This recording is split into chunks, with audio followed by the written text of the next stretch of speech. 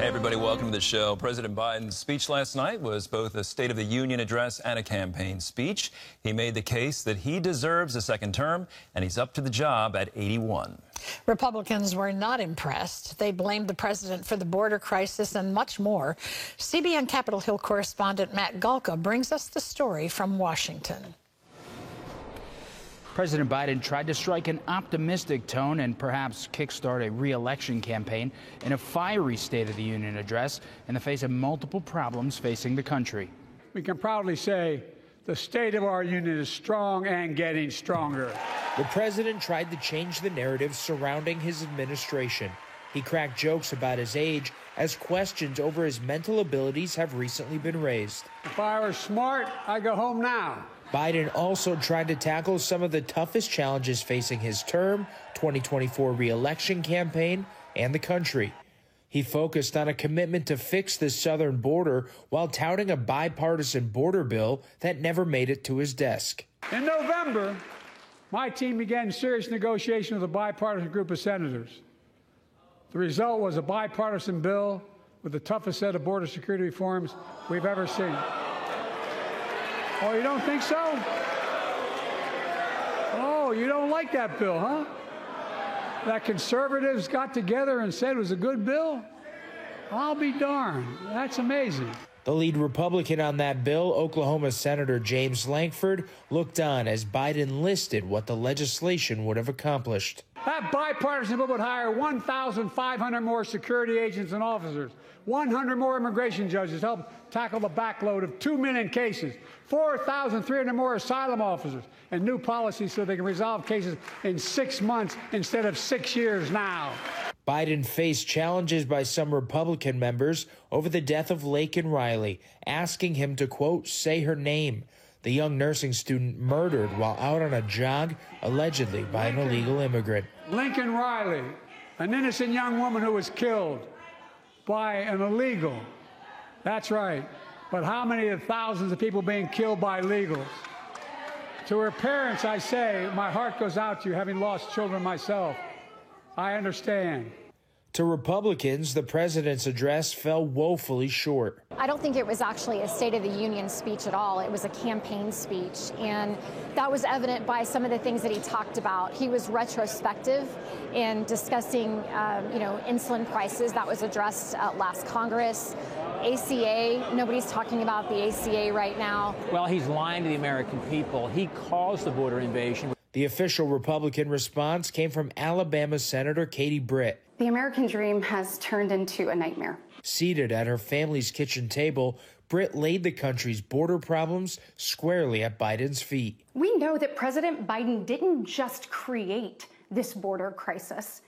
He invited it. Biden frequently mentioned his predecessor without calling Donald Trump by name, while talking about other likely campaign issues, including defending democracy and the debate over abortion. My predecessor came to office determined to see Roe v. Wade overturned.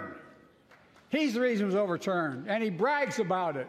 Those bragging about overturning Roe v. Wade have no clue about the power of women. The president also announced he'd direct the military to establish a port for Gaza humanitarian aid. Biden tried to reaffirm support for Israel eliminating Hamas while also supporting innocent civilians before saying a two-state solution in the region was a path to peace. To the leadership of Israel, I say this. Humanitarian assistance cannot be a secondary consideration or a bargaining chip. Protecting and saving innocent lives has to be a priority. As we look to the future, the only real solution to the situation is a two-state solution over time. Former President Donald Trump had been posting on social media in real time during the speech, at one point posting on Truth Social that Biden looked crazy and angry. The clear takeaway after tonight is the battle lines have been drawn as we head towards the 2024 presidential election. At the Capitol, Matt Galka, CBN News. All right, Matt, thank you. Joining us now for a closer look at the president's speech and the reaction is CBN chief political analyst David Brody. David, give us your reaction to the speech and, of course, illegal immigration, top issue. President tried to point the finger at Republicans for not passing a border bill. Is that strategy going to work? Look, it was kind of a big mess. It's billed as a State of the Union address. It is a State of the Union address. It really was a campaign speech by Joe Biden. I mean, he mentioned the words "my predecessor" 13 times, obviously referring to Donald Trump. There were chants of 4 more years in the hall. He gave, in essence, his LinkedIn profile at the end. He started going through all of his, what he's done in his career, and onward and onward. So this was a campaign speech. There's no doubt about it. It included government handouts as well that he wanted to rile or get the Democrat base excited about. As for immigration, look, the big problem for Biden last night, he created a big mess when he finally said her name, Laken Riley. The problem is he didn't say Laken Riley. He said Lincoln Riley. And so that is a trifecta of problems. One, with Republicans, obviously, they're going to use that to their advantage to say, you see, he has no clue. Independents, he's cratering with independents on immigration. So that's going to be a problem when you mispronounce Laken Riley's name. And then even with Democrats, he went ahead and called the person that allegedly killed Laken Riley, he called him an illegal. And Democrats are upset at the language that he used, saying illegal. Please, we should call that person an undocumented immigrant or migrant, excuse me. So, look, he's getting it from all sides. It was really kind of cringeworthy to kind of see all of that play out for him last night. Yeah, Nancy Pelosi tried to defend him using the term illegal on CNN last night. She looked very uncomfortable.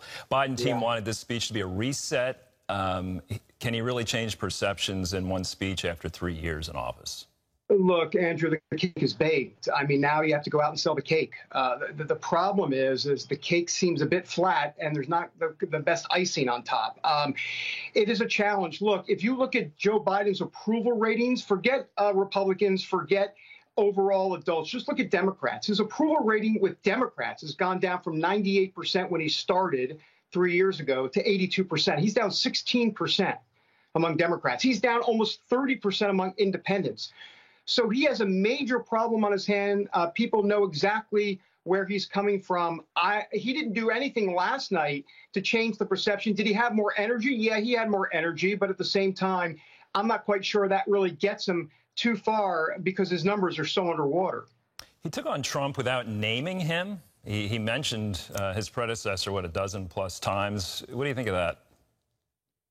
Well, look, I think it goes to exactly pretty much what I said at the top, that it was a campaign speech. You know, I think the larger macro issue here, Andrew, it's just sad. And I'm not talking about Joe Biden specifically. I'm talking about using the State of the Union as a campaign speech, because that's what it was. I mean, even CNN and other commentators were pointing out that it's extremely rare to ever invoke the name of your, or in essence, invoke the name of your challenger in a presidential election during a State of the Union. And that's exactly what he did. And he didn't do it once, he did it 13 times. So, you know, that doesn't help him at all. It really doesn't. And I know that the Democrats feel that the only way that Biden can win the White House again is that he has to be as anti-Trump as possible. I guess that's the shot in the dark, if you will. But I'm not quite sure it's a winning strategy at the end of the day. David, obviously this speech appealed to the base. Do you think it won any Nikki Haley voters over in the process?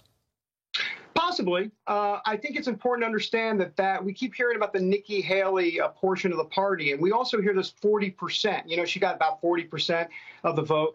That's misleading, just to correct everybody on that. That's 40%, but that includes independents and Democrats, and most of Nikki Haley's voters were independents and Democrats. So if you boil it down, you're looking at about 12 to 18%, somewhere in there, roughly, of Republicans that voted for Nikki Haley. That's much smaller than 40%. And the pollsters that I'm talking to, Andrew, say most of them, yeah, they'll hold their nose, but eventually they'll come home and be with Trump at the end of the day. Even pollsters, liberal pollsters like 538, that's a pretty more of a liberal kind of mainstream media type polling organization. They even say that most of these folks will come home for Trump when election 2024 rolls around. Let's talk about the Supreme Court. Matt's report had the quote about the Supreme Court's decision overturning Roe v. Wade. The justices were about to realize how much political power women have. What do you think the president's strategy was in calling out the justices? Well, here's the problem, Andrew. It wasn't a strategy. I mean, if you look at the text, and I looked at the text of what he was supposed to say, he didn't say the prepared remarks. That was all ad-libbed. And so when I say all of it, he had some of that in there, but this idea of calling out the justices was not in his prepared remarks. The problem is when Biden goes into ad-lib world, bad things happen. And that's exactly what happened. Because remember, not only did he say those words, he actually looked at the Supreme Court justices as well and basically said, basically, in essence, you better watch out. The women electoral power is coming for you in 2024. I mean, it was just that is a major storyline. There are now headlines basically saying that Joe Biden threatened the Supreme Court. Look, I think bottom line is that's going to get a lot more traction in the coming days. He might have been ad-libbing, but that was one of the worst ad-libs in modern history. Last question. GOP rising star Senator Katie Britt did the response. Nobody ever wants that job. There's some criticism about it being too overcoached and dramatic. What are your thoughts? Yeah, I think it was overcoached and dramatic. It was a bit plastic. And the problem there is that the substance, while it might have been solid, a lot of people look at style over substance, as we've been talking about. And so you drown out the message of what you're trying to get across. She was trying to get across a suburban housewife, mom kind of vibe. And even though she is that, the style detracted from it. You really couldn't kind of get past some of that because it was tough to watch. It didn't seem right. She was also at the kitchen table by herself, and I know what they're trying to do. The kitchen table. I get the optics. The problem is it's kind of weird to just be at a kitchen table all by yourself. Who sits at the kitchen table by themselves? Well, I guess people sit at the kitchen table by themselves. Anyhow, the point is, I sit actually there a lot, especially with dessert. But the point is, it was kind of rough. I think just stylistically overall. All right, David, thank you so much for your insights. Really appreciate it. You bet. In other news, violent crime remains a major issue for many Americans. Even though the number of homicides fell substantially in 2023, still 2 cities saw surges in homicides last year, including the nation's capital. National security correspondent Caitlin Burke takes a closer look. Here in Washington, murder took the lives of 274 people in 2023. That's a 36% increase year to year and a 20-year high. And it's become a real factor in providing for a productive and safe workplace. Tom Wickham focuses on state and local policy at the U.S. Chamber of Commerce. He says his employees no longer feel safe during their work commute, getting lunch, or engaging in other regular activities. And then when we have these violent events occurring very close to our places of business, it only causes those fears to rise. Local D.C. businessman Mike Gill recently became the victim of a fatal carjacking in the downtown business district at rush hour. Wickham tells CBN News Gill's murder hit especially close to home. A local business leader, someone who had been also a government official, like many of us, who appreciates what government service is and really knows the business community well, and taken in such a tragic way, it galvanized all of us to do something more, to reach out to the policymakers to try to put an end to this rising violence. The Chamber of Commerce joined 69 other downtown businesses and organizations in demanding the city take action to crack down on crime. And we offered our hands in partnership to work with the mayor and city council to look at ways that we can reduce this violence. A recent study from the National Institute for Criminal Justice Reform and the D.C. Police Department found it's likely only 500 individuals driving a majority of the district's repeat gun violence. It concluded that since their violence is predictable, it's also preventable. At the beginning of the year, the Justice Department moved to allocate more federal prosecutors to work on D.C. violent crime cases. The FBI and other federal agencies are also stepping in.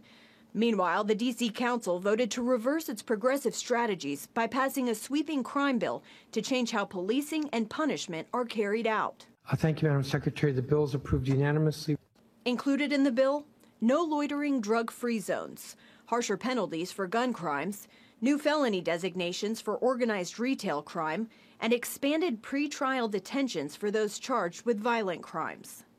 One of the more controversial provisions allows authorities to collect DNA samples from suspects and enter them into a national database without first waiting for a conviction. The U.S. Attorney's Office praised the bill, saying it provides law enforcement with crucial tools. Caitlin Burke, CBN News, Washington. Respecting and providing law enforcement is so necessary in heading off these things. It shouldn't be that hard.